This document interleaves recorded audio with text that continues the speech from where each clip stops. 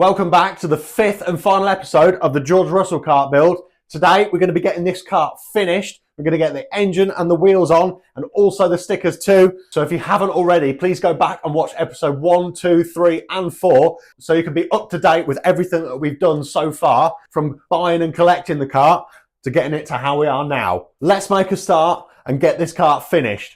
So first up on the list, we need to get the engine on. Let's clear these cables and wires out of the way and get it on. So as we know, we've got everything prepped on the engine so far. Let's ruin the powder coat slightly and get this engine on. Sits about where we want it to. We want the middle of the crankshaft to be level with the side pod bar. So it needs to go back slightly. So let's move that back, get that engine stop undone and move it backwards. So before we go too far, let's get this engine stop undone and move it that way so the engine can sit as far back as we need it.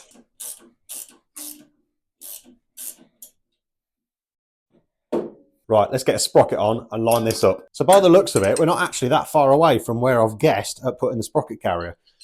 But we still need to line it up properly. Right, let's get these tightened up. So as you can see, when I put the straight edge on, we're not actually a million miles out from where we guessed, but we still need to move it over that way just a little bit. So let's get these undone and shift it over. Then we're going to use our straight edge while we push it across. That is perfect. Let's tighten that up. Right, that's that tight. Let's check it again just to make sure we haven't moved. Yeah, we're perfect. Right, this is a 106. Let's give that a try. We're on an 82 sprocket because that's probably about where we're going to be. That is about right. So we need to move that engine stop back just a little bit more and then we'll get this tension and get the clamps on it. Right, so there we go. We've moved the engine stop backwards. Let's push that so it's somewhat tight and then we go underneath and get these clamps on. So a little bit of a trick to getting these clamps right first time, every time. So you want to wind them in a little bit first, pull the engine forward so the chain is tight. And then you want to loosen it off a very, very little amount and do up the front one. And then the chain should go really tight. And then when you do up the back one, should loosen off the chain a little bit. That's spot on. We're happy with that. Next up, we need to get this engine stop bolt winded back out and near to the back of the engine, but we don't want to touch the back of the engine mount. So we need to unwind it until we've got about a 2 or 3 millimeter gap. Let's do this nut up, give that a little nip, and that is spot on. Right, so next up, we need to get this chain guard on and drilled to be in the right place. So we need to line it up with the engine, then give it a couple of marks with a pen and get it drilled. Right, so that's pretty much where I want it. We need to mark it there, and then get it drilled. Right, let's get this off and get it drilled. Right, let's get some holes drilled. While we're at it, we might as well drill the rear number board as well. So I've already marked them out. That's that sorted too. Right, so let's get our chain guard fitting kit installed. We got these from KART Parts in another episode. Let's get these apart, and then let's get them done up. So this bit goes on the inside and comes out through the hole, like that. And this bit just winds up on the outside. That's one in. Let's get the other one in, and then I'll tighten them up. Right, 19mm spanner. Let's get these done up. Perfect, let's get that on. Right, so I've just gone to put it on and I've realised we're catching a little bit on the engine here, so we need to do some trimming of this. So let's get that trimmed. I've just marked off where it needs trimming. Let's get it off and let's get it cut. So I'm going to do it the dodgiest way, but the fastest way. So let's get this cut now.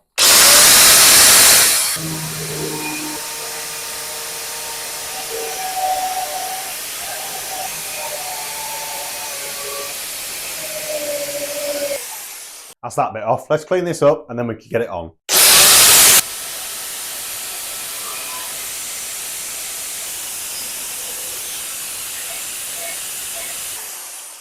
There we go. That is spot on. Right, let's get this on and see if it fits. Oh yeah, that's much better. Right, nuts on and then we're done. Next bit. We'll just check for clearance. Nothing catches. That's spot on. Let's get on to the next bit. Next up, we need to get the rev lead and the temperature lead routed around this side of the engine. So let's loop it around and make it neat and tidy. Right, there we go. That's all the wiring done. That's the neatest way I could think of doing it whilst keeping this out of the way of the exhaust and that also out of the way. That's all sorted. Let's get the exhaust on. So the exhaust is pretty simple. The first thing we need to do is put the exhaust springs on the manifold because it's very difficult to do it when the exhaust is already on. That's one on. That was a struggle. Oh, that one was much easier. Right, let's get this exhaust on. We should be pretty much lined up with the bracket at the back anyway because it was designed for these engines. That is spot on. Let's get those springs on. Let's get the other springs on. Right, let's get these exhaust springs on.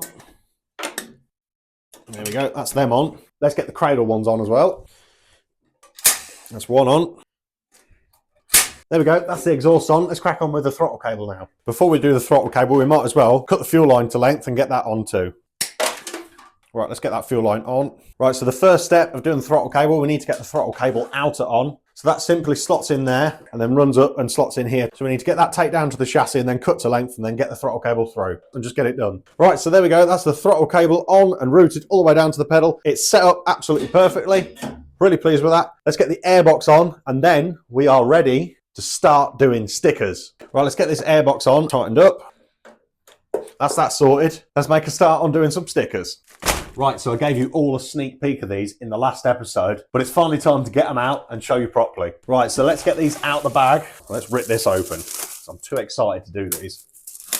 So go through it piece by piece and show you what I've got. That's part of the nacelle panel. That is part of the chain guard. That is a side pod. That is also part of the chain guard. Then we've got the main part for the front bumper. Then the two other sides of the front bumper too. We've got the other side pod. We've got loads of little bits which are parts of the side pod and the nacelle panel. Another part of the side pod. Another part of the nacelle panel. There's a lot of bits to that. And then the insides of the side pods. But I also have from my own sticker collection, stickers for the engine, all the numbers we're going to need too. So there we go. I've got them spread out all over the bench. The chrome looks absolutely brilliant when you get it in the light. I'm really pleased with how these have come out. Jake Designs have done an absolutely fantastic job. First off, we need to get the engine stickers done, so let's get them on. Right, so the first sticker to go on the kart is this force sticker on the engine. Right, that's the backing peeled off. Let's get this on in the right place, which is about there. That's the first sticker on. Right, so the other four stickers go on top of the engine. I can actually see the outline of where a force sticker used to be. So this engine was once tuned by force anyway. That works out quite well. Let's get this last one on and then the engine is nearly done. Just one on the front now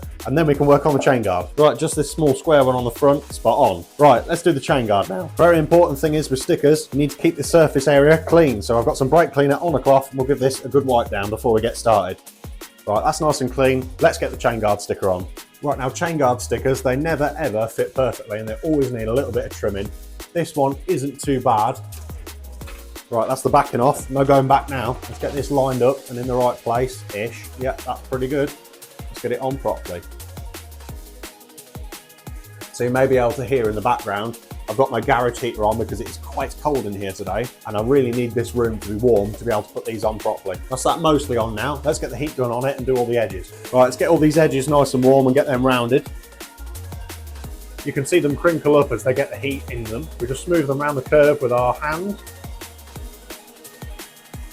Having these stickers warm when you put them on is so helpful because they're so thick and they just need warmth to get them on right. Right, that's that piece on. I'll trim it after I've done the top piece. Let's get the top piece on now and then we'll get it trimmed. Right, so let's get the backing peeled off. I've already lined it up a little bit with my eye. There's a little bit of a gap to the side piece, and that is pretty good. Get some heat on it now and get it on properly.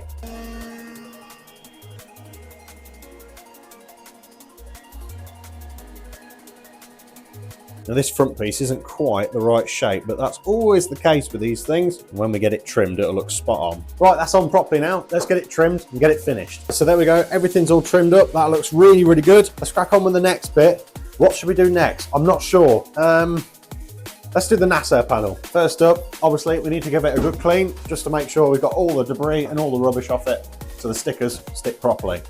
So let's give that a quick clean. Then we're ready to make a start. Right, so first up, let's get the main part of the nacelle panel on. That lines up nicely. Let's get the backing peeled off and get it on. Right, that's the backing off. Let's get it centralised at the top first, about there, and then centralised at the bottom. These are always really tricky to do, these ones. Yep, that's central there. So let's push that down there. There we go, that's central. That's the middle push down. Now we need to get the heat gun on it and get the rest pushed down. Right, let's get some warmth in it. And then we start from the middle and push outwards. You've got to take your time with doing these because if you get them wrong, they're never coming off again. They are ruined. But luckily, I've done millions of these in the past, so I should be somewhat good at them by now, surely. Right, that's one side done. Get the other side done now. Right, so there we go. That's the first piece of the nacelle panel done. I'm going to set up a time lapse and get the rest of it done because there's loads of little bits on this and it's pretty boring to watch.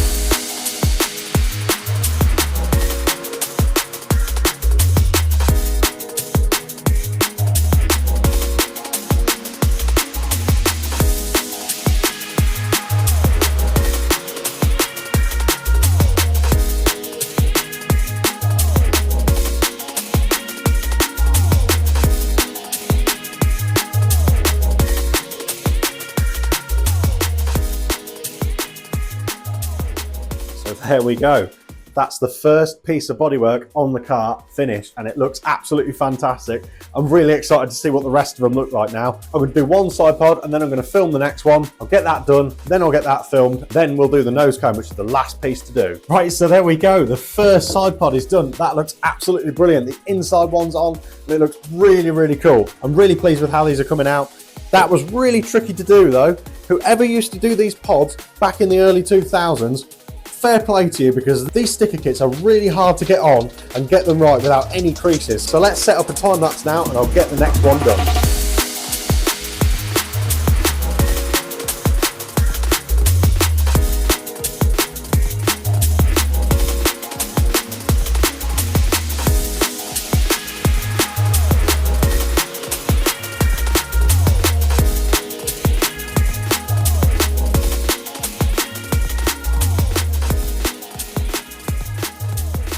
So there we go, that side pod is now done. You may have noticed I got a little bit carried away with getting these on, and I forgot to move the tripod, so you never got to see me put this on. So sorry about that, but it looks great anyway. Let's make a start on the front bumper. This is going to be really tricky to get on right and get in the right place, but we're going to give it a go, and it needs to look right. We need to take our time and get this right. So I've marked up the center on the nose cone with a little black dot and a little tiny black dot on the stickers as well, which will rub off, don't worry. Let's get the backing peeled off and get it on. Right, so this is the one I'm the most nervous about because I really don't want to mess this up. I have actually got a second set of nose cone stickers just in case we get a signature on these one day, and then I can keep one back from going on track and me accidentally wiping it off with brake cleaner one day. So let's get this backing peeled off. Find our center dot, which is there. Try and line these two sides up, which actually look pretty good. And then we'll push it down here so it can't move and it can't twist. Right, let's peel that back up and get some heat on it and start getting it on. These stickers are so much easier to get on when they've got a bit of warmth in them. So if you're ever doing your own stickers, I highly recommend getting a heat gun. A hairdryer does the job. It will take a lot longer. It's a little bit harder to do. So we just need to be really gentle, really careful without creating any creases. And then we'll lay this bit on here so it's in the right place. Push that around there, and then just a little bit of heat on that bit, and then we'll just push it on. That's one side on. Let's get the other side done now. We'll get it on exactly the same as the other side. And that's the first piece on. Let's start doing the side bits now. Right, let's get this side piece on now then. Now the Sparco logo goes right through the middle of this, so this needs to be perfectly central. I've already measured it up and marked it, so we should be pretty much perfect. So let's get it on, and then the final piece of bodywork is done. Well, we need to do the other side first, but you know what I mean. So this is quite tricky because I need to get this blue gap non-existent, so it's really tricky to get these right. So they take a little bit of time, so I'm going to take my time and get it right. We stick the top edge first, and then eventually we just fold the bottom edge down when we get it warm. Very slowly, just stick the top edge, get it lined up. Just like that, and there we go. Now that's done, we'll just get some warmth in it and then fold it down. We'll start folding it down then.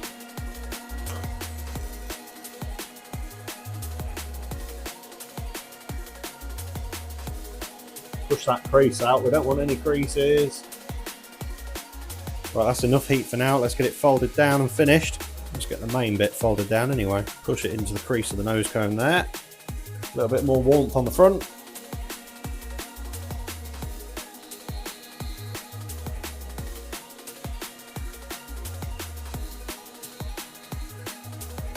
There we go, the first side is on. It's really tricky to do. I'm going to do this other side now, and then I'll come back to you when all the main stickers are on. Right, so there we go. I've got the nose cone done. That means all of the main bodywork is finished. I just need to start doing all the extra stickers now that you'll see on the photos and the numbers, and then I'll put the rear number board on too, and then it's time for the wheels, and then we're finished. However, first, normally I'm a tidy person, but when it comes to putting on sticker kits, I don't know why I do this, but I do. Let's have a quick tidy up and then we'll crack on with the numbers and the other stickers. Right, so next up there's an elf sticker, that one that goes right there, and then a British flag sticker that goes here. So let's get them on. Let's get this elf sticker on then. Let's get that central and then pop that on. That's that on. British flag next, just below the Sparco logo and right in the middle. There we go, that's on. Next up we need to do the numbers. Right, let's try and get this in the middle. Right in the middle, I think that's in the middle. Let's get that stuck down. Great, now I need to get the little sponsor logos there, the official series numbers there, and then that is done. The Atoll goes up here on the left, and then the Super One goes on the right. Then we need the official series numbers sticker. There we go. That's the NASA panel finished. Right, I'm going to do all the rest of the numbers on the kart now. I'm not going to film that because that was pretty boring. Right, so there we go. All of the numbers are on the kart and they look great. So to finish off this kart, let's get the wheels on, let's take it outside and have a proper look.